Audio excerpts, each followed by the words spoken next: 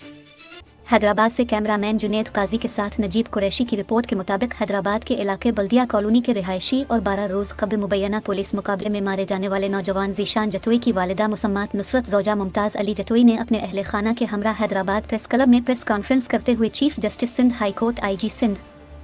DIG और SSP Hyderabad से appeal की है कि मेरे बेटे ज़ीशान जतोई को जाली पुलिस मुकाबले में कत्ल करने के वाक़े का नोटिस लेकर SHO थाना बल्दिया महबूब अली शाह को नौकरी से बरतरफ करके वाक़े की गैर जानिबदाराना अदालती इंक्वायरी करवाकर हमें इंसाफ फराहम किया जाए, दूसरी सूरत में इंतहाई कदम उठाने पर मजबूर होंगी।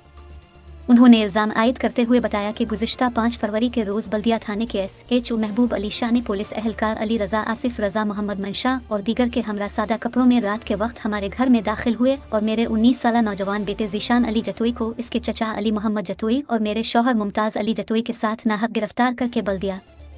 थाने पर ले गए, जहां अली मोहम्मद जतोई और मेरे शौहर मुमताज़ जतोई को थाने से धक्के देकर बाहर निकाल दिया और कहा कि ज़ीशान जतोई हमें एक केस में मतलूब है। मुसम्मात नुसरत जतोई ने बताया कि हमें दूसरे दिन इत्तला मिली कि मेरे बेटे ज़ीशान जतोई को बल्दिया पुलिस ने मुकाबला दिखाकर कत्ल कर दिया है, जिस पर मैं अपने शौहर मुमताज़ जतोई के हमरा सिविल अस्पताल पहुंची, जहां SHO महबूब अली शाह भी मौजूद था, जिसने हमें लाश देने से इनकार कर दिया था। हम बाद में सादा कागज़ पर हमारे दस्तखत लेने के बाद पुलिस के खिलाफ कार्रवाई न करने का